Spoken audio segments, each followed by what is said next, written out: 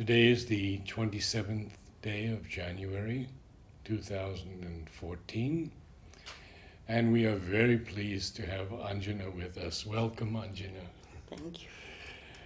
We have so many questions to ask you, but let me begin with the first that we usually ask everyone, and that is, when did you first come to the ashram? And how did you come? I came in the year 1950, December, after Aurobindo passing away. Actually, it was, I think, the very end of the month. And I was brought here by my parents. My father had been here before I came. He had seen Sri Aurobindo, he had seen the mother. In fact, he met the mother on his birthday, 1st May 1950, for the first time. And it was very strange because he came to Pondicherry as a businessman. He had nothing to do with the ashram. He didn't know anything about Mother or Sri Aurobindo.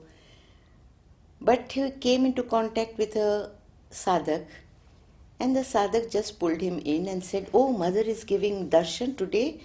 Would you like to come?" And he said, "Yes, why not?" So he just came for the darshan on the 1st of May 1950. And that was the day he was completely knocked out.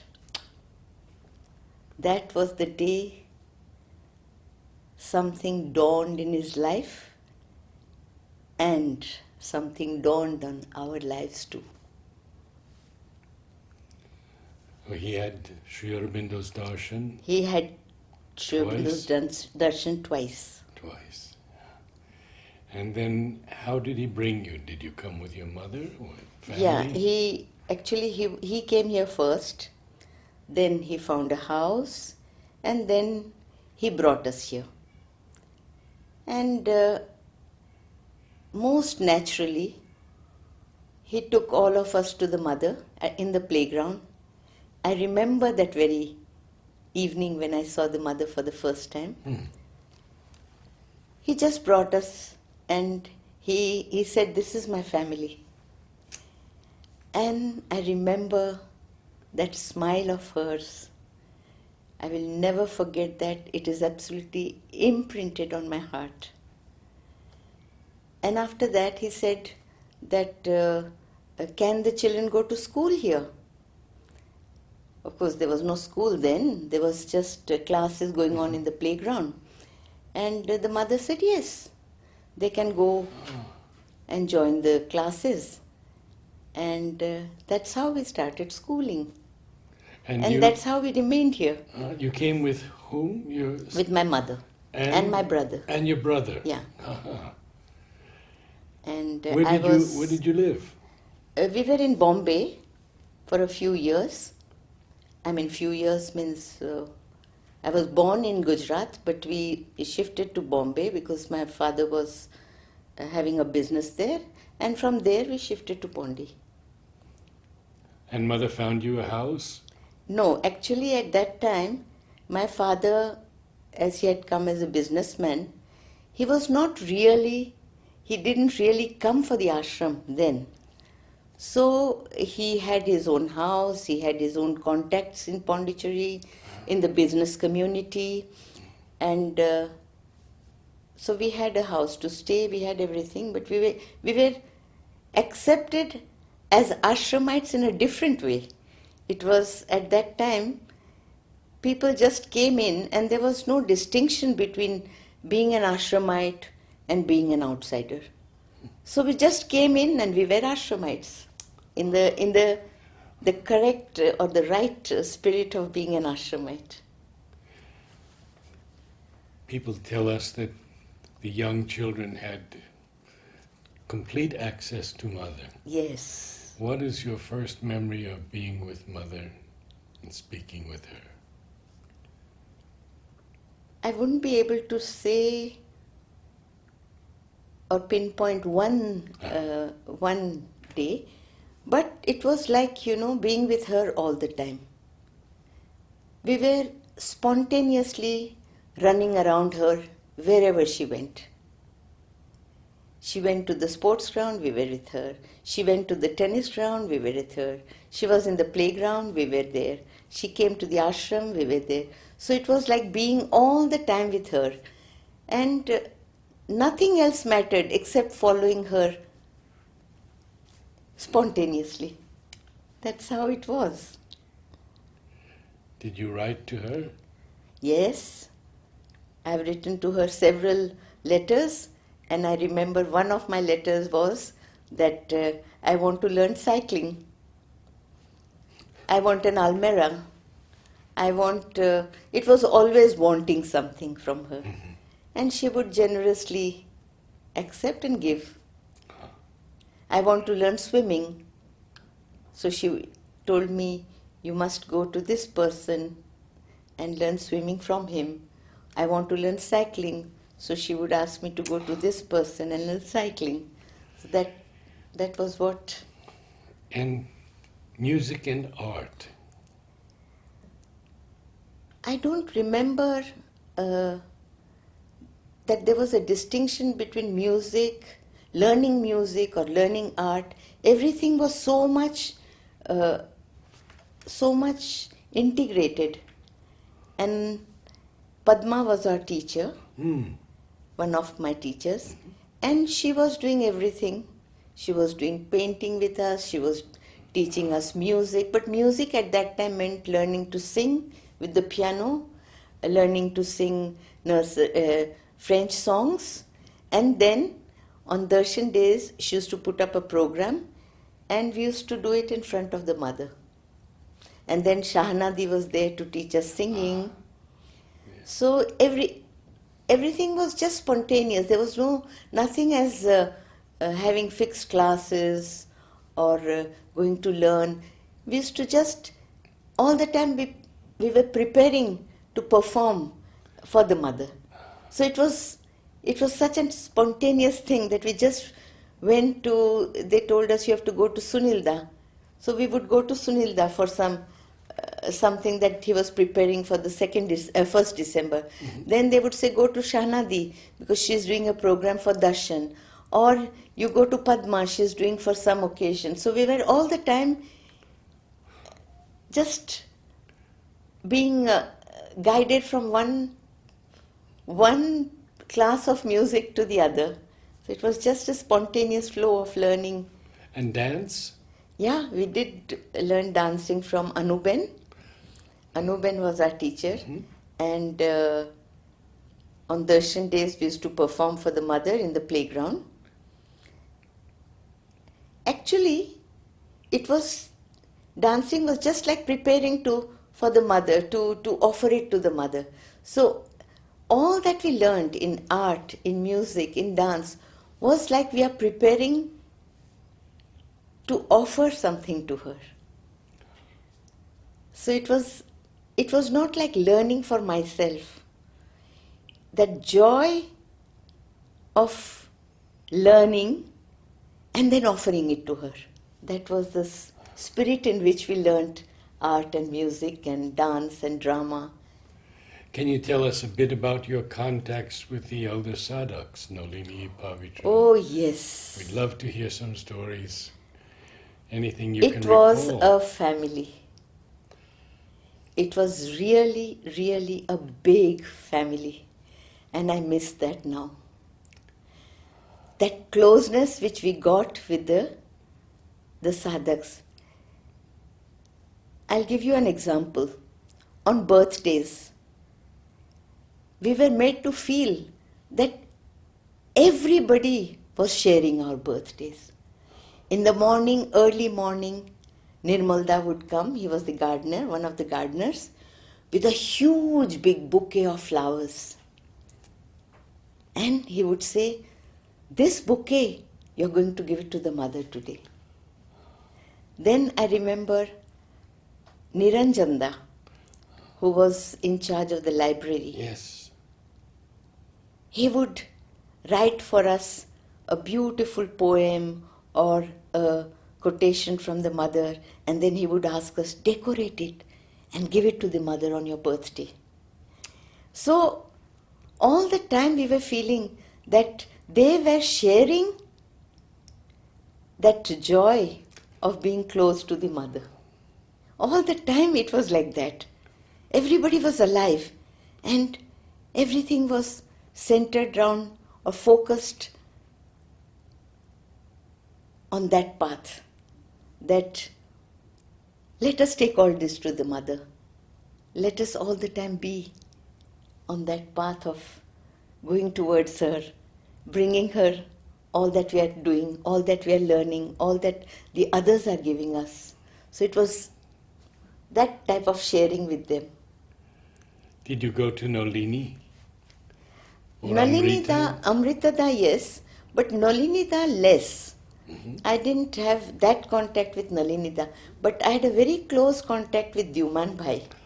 Ah, Extremely close contact, because mother had placed him as our guardian, me and my brother, and because my father left after that. He left in I think the year 1956. He went to Hong Kong, and he had asked mother, should I take my children and my wife with me? Mother said no. They are going to stay here in the ashram, and Dyuman Bhai will look after them. So I had a very good contact with Dyuman Bhai. And as Dyuman Bhai had a very good contact with my father, because my father used to do a lot of work for the ashram from there in relation with or in mediation with Dyuman Bhai. So we had a very close contact with him. Then we had a very good contact with Nipenda. Nipenda, the doctor. yes, yes. So these were the people, Nipenda, Shishirda, Dyuman Bhai, Champaklalji, Vasudha Ben. These were the people who were the direct link with the mother and us. And of course there was Dada, Pranabda, when I went to the boarding. Yes. Pranabda was like our guardian, and we could tell him all that we wanted to share with the mother. And he was there with us all the time. So these were the people who really brought in a lot of warmth, joy, and the closeness, the divine closeness. Can you tell us a bit about how the school began? Uh, The Center of Education. I don't remember. It was just, the only memory I have is that we were in the playground. We used to have our classes in the playground. And from there we were told that we are shifting to the new building. And that's how we came here. Ah, But later on, when I was a little older, then I started having a very good contact with Jayanti Bhai, with Krishna Kumari ji, Tanmay Da. In fact, we were the first batch, our batch was the first batch on whom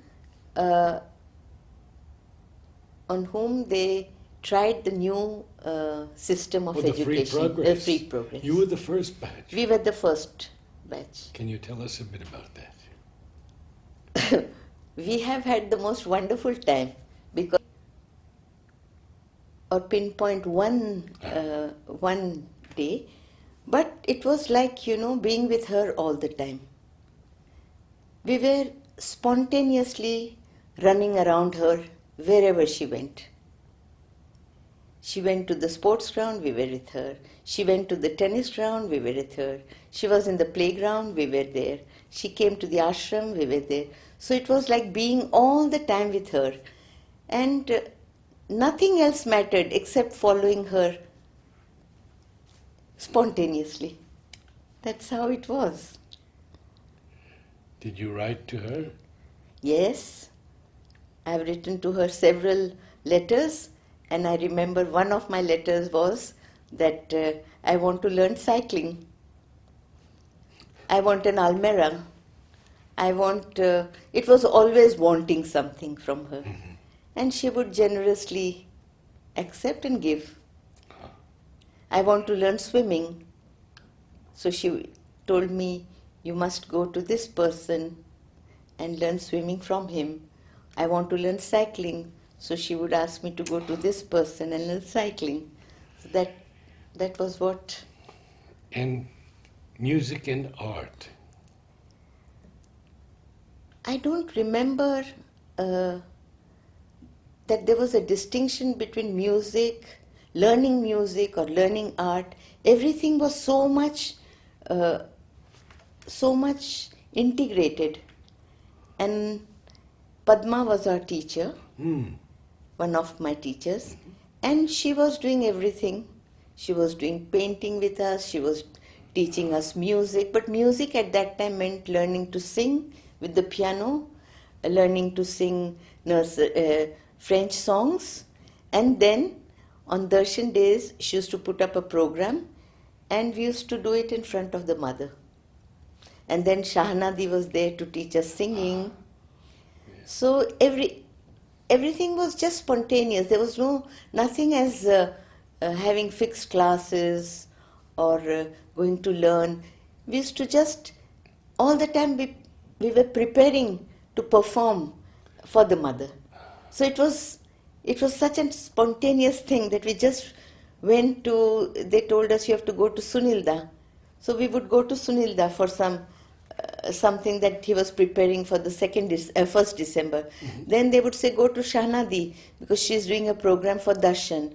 Or you go to Padma, she's doing for some occasion. So we were all the time just being guided from one class of music to the other. So it was just a spontaneous flow of learning. And dance? Yeah, we did learn dancing from Anuben. Anuben was our teacher. Mm-hmm. And on darshan days we used to perform for the mother in the playground. Actually, dancing was just like preparing for the mother, to offer it to the mother. So all that we learned in art, in music, in dance was like we are preparing to offer something to her. So it was not like learning for myself. That joy of learning and then offering it to her. That was the spirit in which we learned art and music and dance and drama. Can you tell us a bit about your contacts with the elder Sadhaks, Nolini, Pavitra? Oh, yes. We'd love to hear some stories. Anything you can... My father used to do a lot of work for the ashram from there in relation with, or in mediation with Dyuman Bhai. So we had a very close contact with him. Then we had a very good contact with Nipenda. Nipenda, the doctor. Yes, yes. So these were the people, Nipenda, Shishirda, Dyuman Bhai, Champaklalji, Vasudha Ben. These were the people who were the direct link with the mother and us. And of course there was Dada, Pranabda, when I went to the boarding. Yes. Pranabda was like our guardian and we could tell him all that we wanted to share with the mother. And he was there with us all the time. So these were the people who really brought in a lot of warmth, joy, and the closeness, the divine closeness. Can you tell us a bit about how the school began? Uh, The Center of Education. I don't remember. It was just, the only memory I have is that we were in the playground. We used to have our classes in the playground. And from there we were told that we are shifting to the new building. And that's how we came here. Ah, But later on, when I was a little older, then I started having a very good contact with Jayanti Bhai, with Krishna Kumari ji, Tanmay Da. In fact, we were the first batch, our batch was the first batch on whom they tried the new system of the free education. progress. Free progress. You were the first batch. We were the first batch. Can you tell us a bit about that? We have had the most wonderful time because it was really, really the free system. And we have just enjoyed ourselves. We have never thought, we had never been put the thought that we are studying. It was just play, it was just enjoyment, it was just wonderful. And all the work was done by the teachers. I mean, Jayanti Bhai, Tanmay Da, Krishna Kumari ji were working almost 24 hours and building up this whole system, guided by the mother. We never felt that they are trying something with us. It was just that they are sharing the joy, a joy of. And how is it today? Free progress system continues? It continues, but it is not the same. It has changed. It has taken different turns. Maybe it's better for now, but in our times it was quite different. Did you do any sports?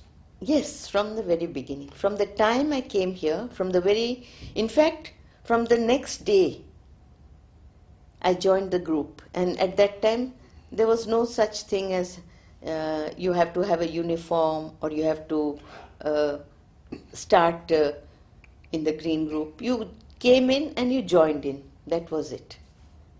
What were you good at? I was very good at swimming. Swimming. Later on at swimming, but I was a very active girl. Mm-hmm. As a child, I was very, very active. And I think I was good in gymnastics. But I don't know whether one should say good or bad, because it was just expressing. And I think it was more a question of the happiness with which we were surrounded that gave us the impact of. It's very interesting because there was no teacher. It was called K3 then, and the class used to be here. And I think the person who was teaching had left, and Gauridi was taking the class. She wasn't well, and there was something where there were no teachers then. So mother asked Kirit Joshi to bring the list of students who were in the third year higher course, and she said that from here I will choose two teachers who will teach in their free period. So Kirit Bhai said, but they don't have, first two periods are not free for them.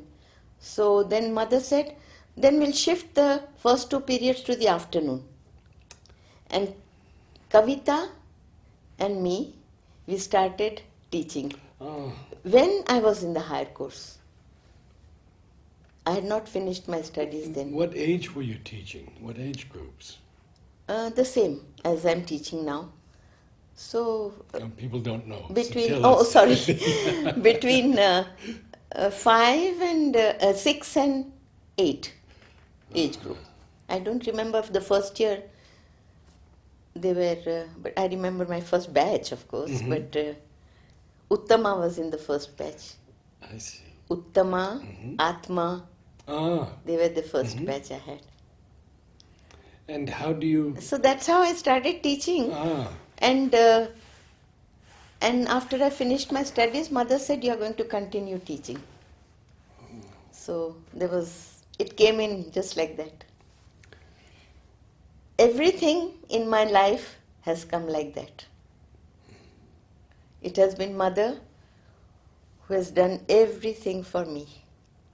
From the beginning, from the day I saw her till today, I feel that she has held my hand and she's taking me. I have to just follow. I know that she told Shobha, do not concentrate on this body, but find me within. You don't feel any Actually, she separation has from not her? given me any this like such very specific messages in writing or in that. But from the beginning, I felt that she has been there all the time with me.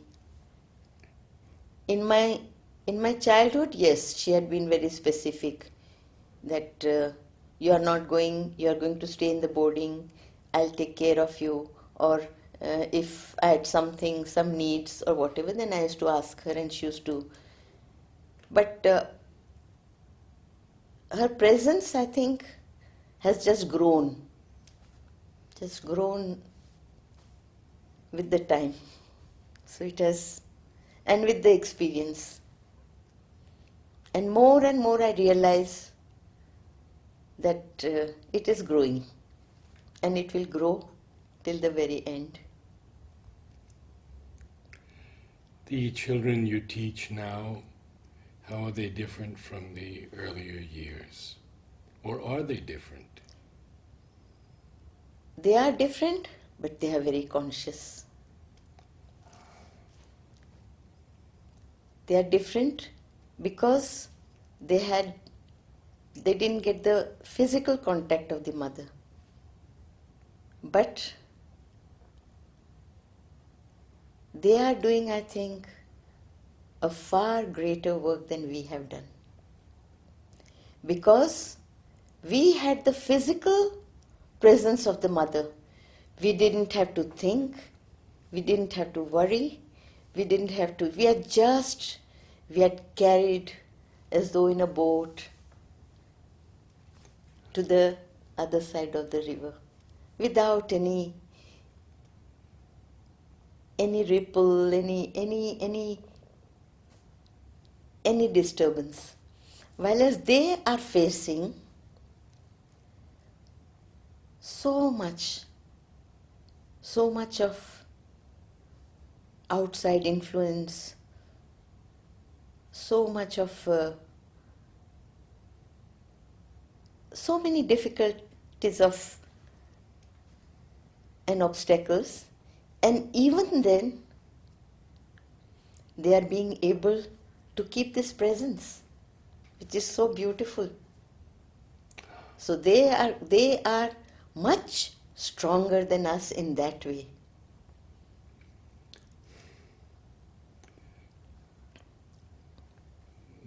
I will give you one example that how the presence of the mother is felt by them. On one darshan day, we were making a kolam in front of the mother's photograph.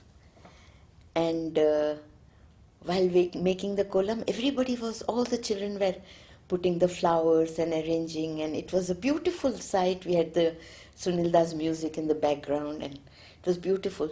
And then all of a sudden, one child gets up and says, "Anjana Ben, you haven't covered the mother's photo." Because it won't be a surprise for her. She's looking and she's seeing what we are doing.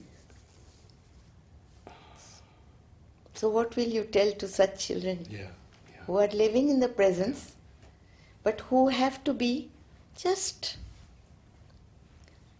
helped to keep this or make it grow? Do you feel they are the sun-eyed children that Sri Absolutely. Aurobindo speaks of? Absolutely.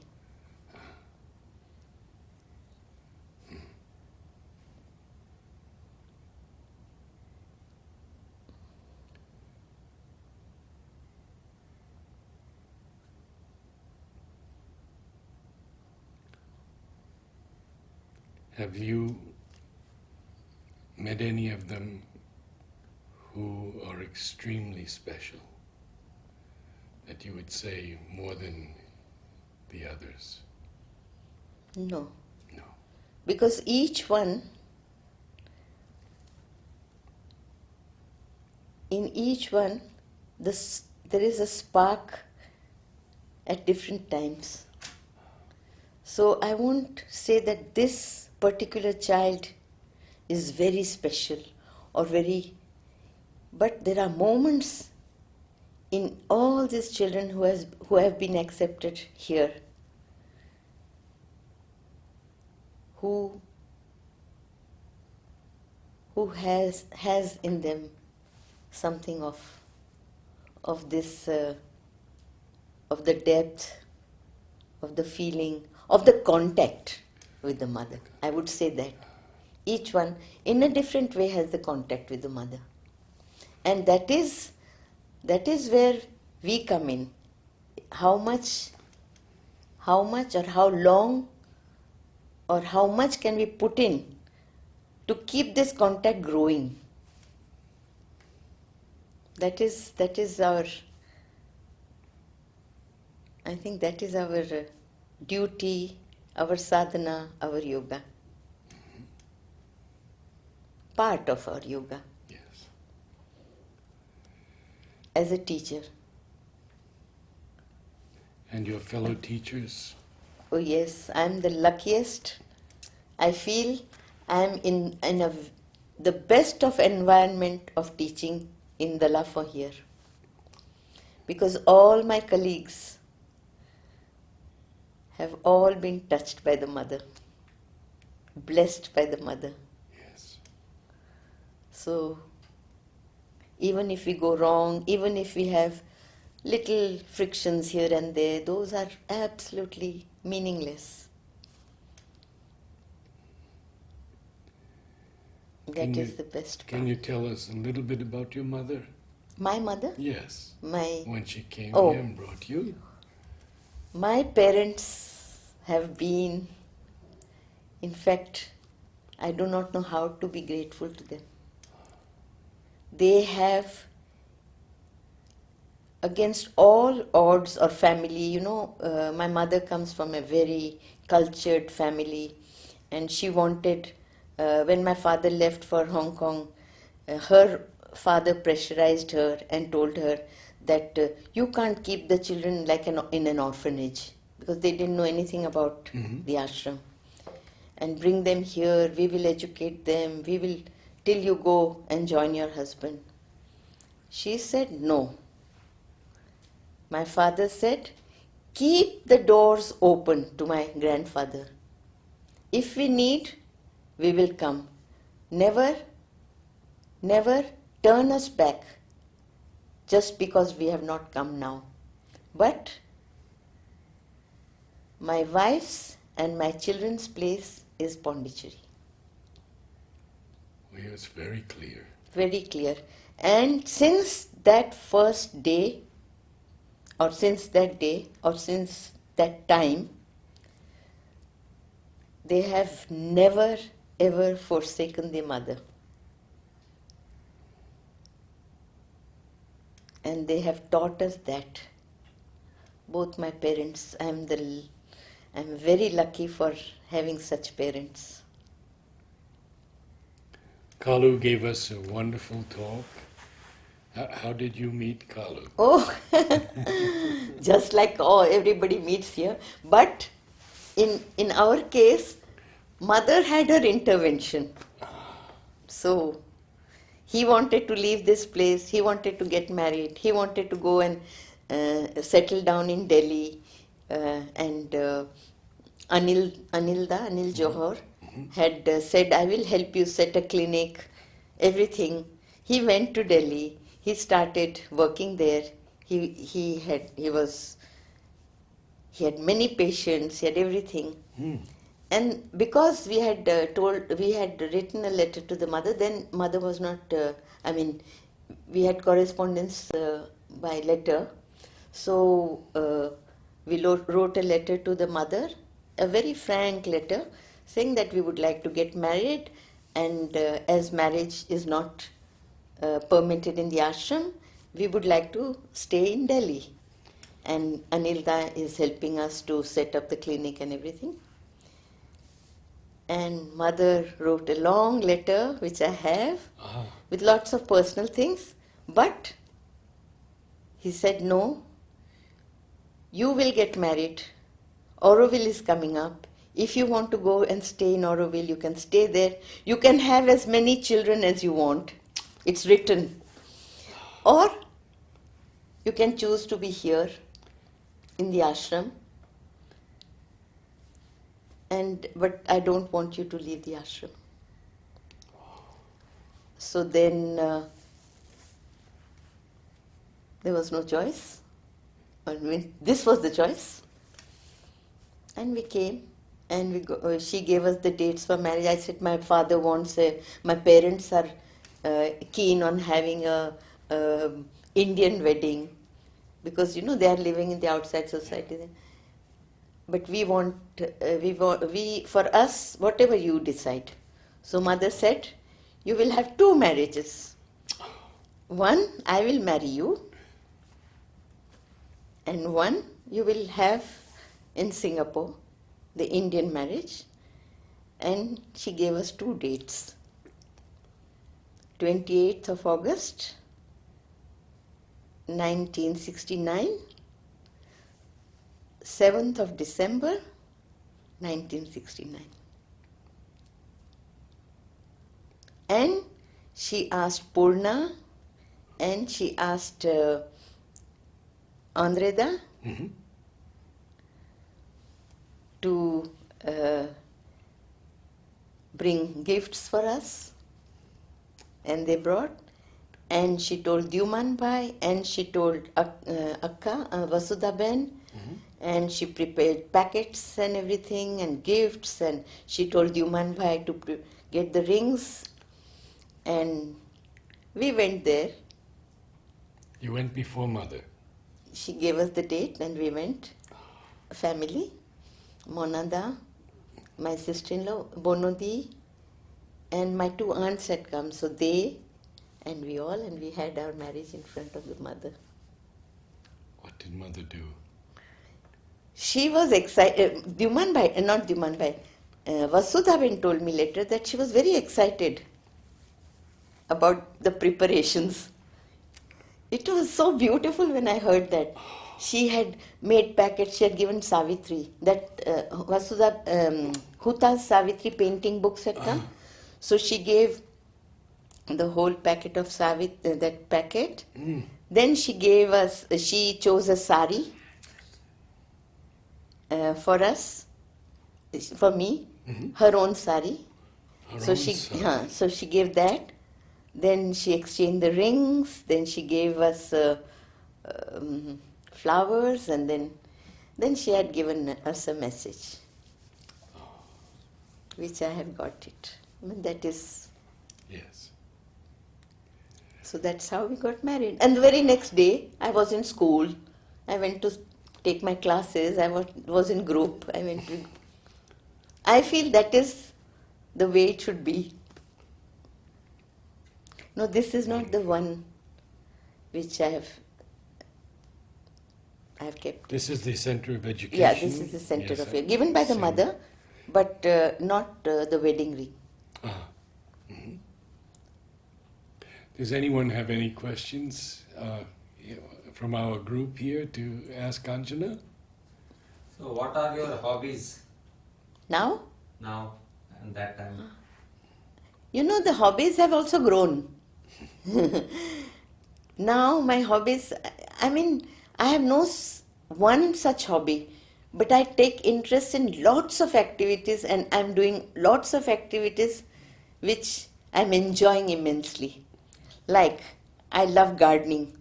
So I've started gardening in Chitra's farm. So I've started having small corners where I garden. Then I love doing designing for the department. So I go and work in Akka's department whenever I feel like. Then I love to Embroidery. embroidery. I don't do Oh. embroidery, but Uh-huh. I do the designing, I trace for them. Uh-huh. So that I'm doing regularly. Then I love um, artwork. So I do lot of artwork like collage and all that. And then now my passion is to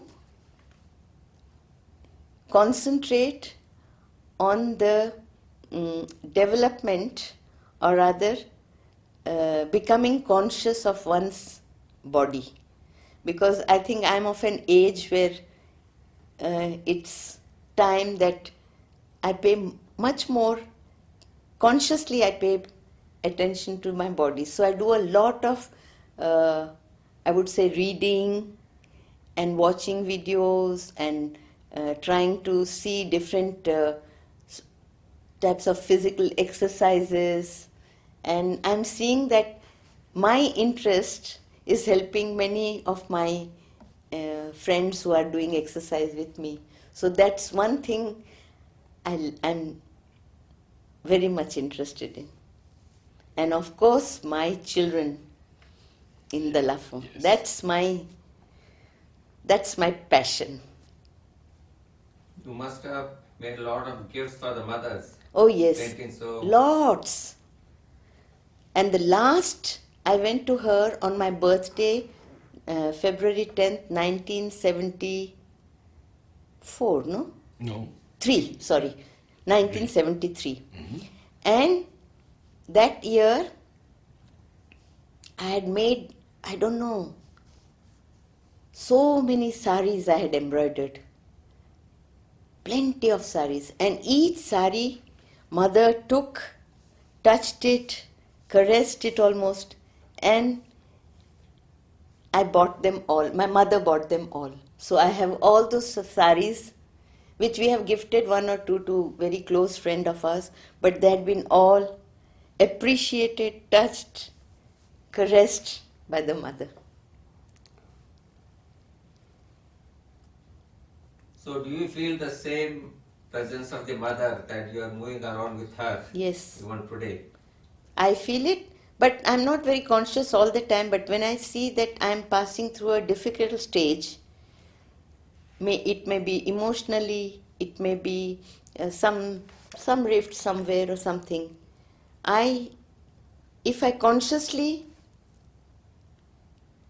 go in contact with her,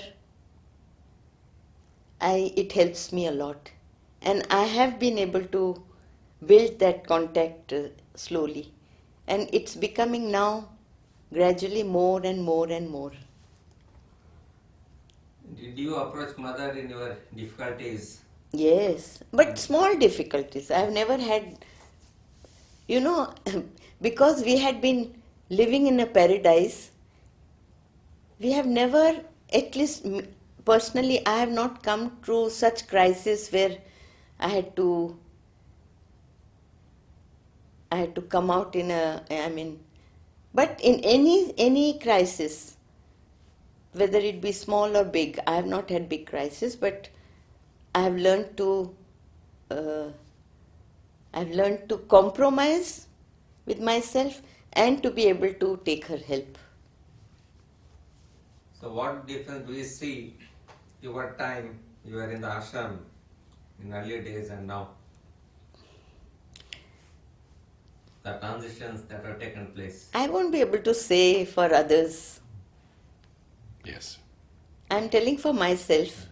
I feel that all this is happening, whatever is happening, is part of the evolution, spiritual evolution. And I think it was necessary, otherwise, Mother wouldn't have given that.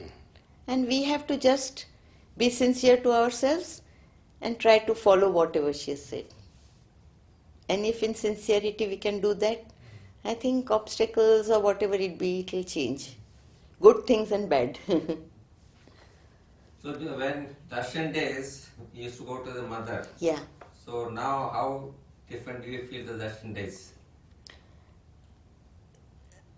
It depends. That time, during the mother's presence, darshan days used to be absolutely, you didn't have to even prepare.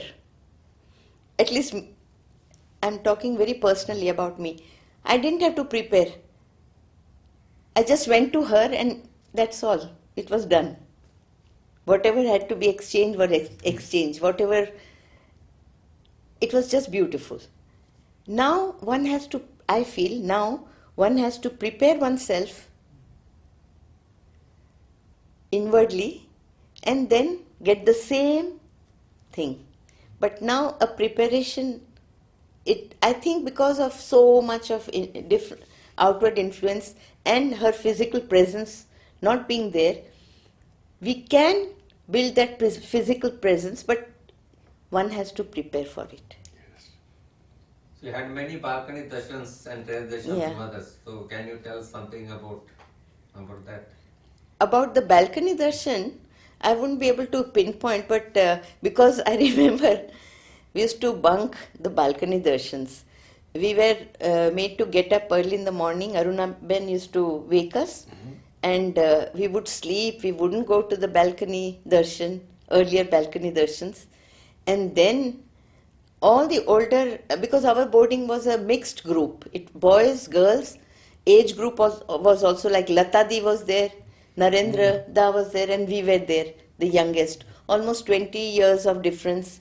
But they would all go, but we used to never find that it was that important to start your day by going to the balcony darshan. Slowly as we grew or we became a little older, we started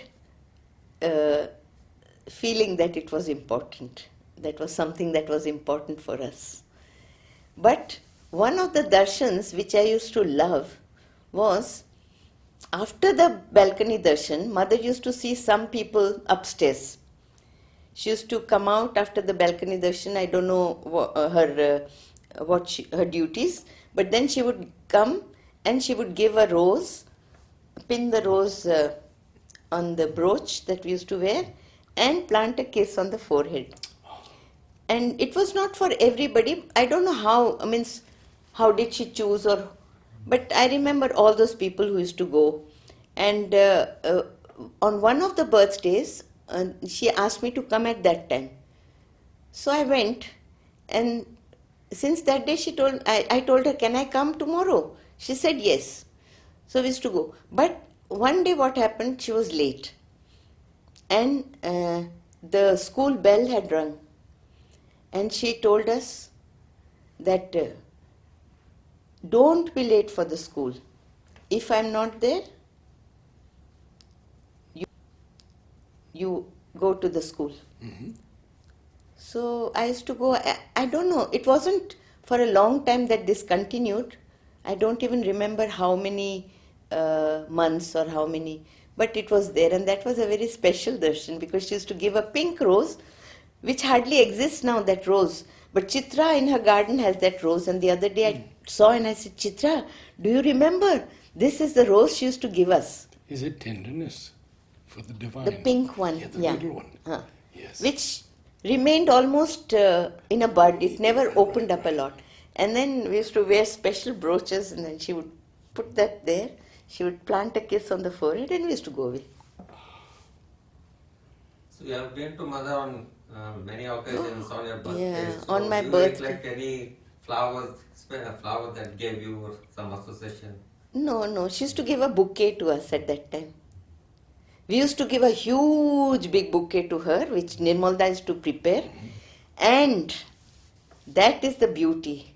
Nirmalda used to prepare the bouquet very, very consciously.